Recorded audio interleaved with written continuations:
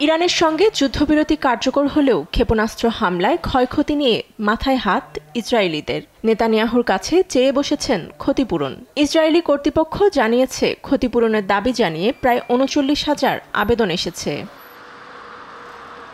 Iran Israel সংঘাতে মূল লক্ষ্যবস্তুই ছিল ইরানের পারমাণবিক কর্মসূচি ধ্বংস করা।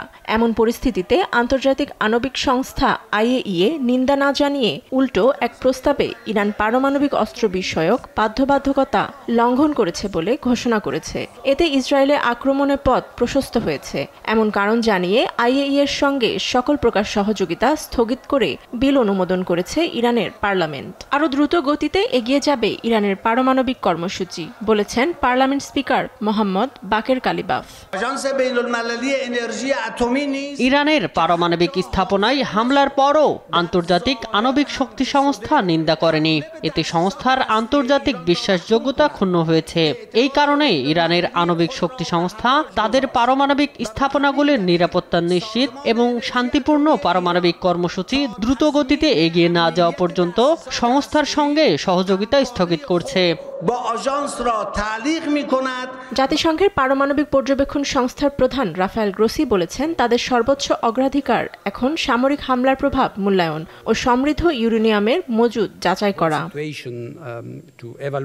এদিকে ন্যাটো সম্মেলনের বাইরে সাংবাদিকদের প্রশ্নোত্তরে আগামী সপ্তাহে ইরানের সঙ্গে বৈঠকে বসার কথা জানান মার্কিন প্রেসিডেন্ট ডোনাল্ড ট্রাম্প। আরও বলেন, ইরান সাহসের সঙ্গে লড়াই করেছে, এমনকি চীন চাইলে এখন ইরান থেকে তেল কিনতে পারে। এমন বক্তব্যে ইরানের উপর আরোপিত নিষেধাজ্ঞা উঠে যাওয়ার ইঙ্গিত দিয়েছেন ট্রাম্প। যুক্তরাষ্ট্র ও ইসরায়েলের হামলায় ইরানের পারমাণবিক স্থাপনাগুলো ভয়াবহভাবে ক্ষতিগ্রস্ত হয়েছে বলে জানিয়েছেন ইরানের পররাষ্ট্র মন্ত্রণালয়ের মুখপাত্র ইসমাইল বাঘাই। আরও জানান, ইরানিরা ভয়াবহ আগ্রাসনের শিকার হয়েও ইসরায়েলি হামলার বিরুদ্ধে অটল ছিল। ইসরায়েলের দুটি সূত্র ABC নিউজকে জানিয়েছে, ফোর্দো পারমাণবিক কেন্দ্র ধ্বংস হয়ে গেছে।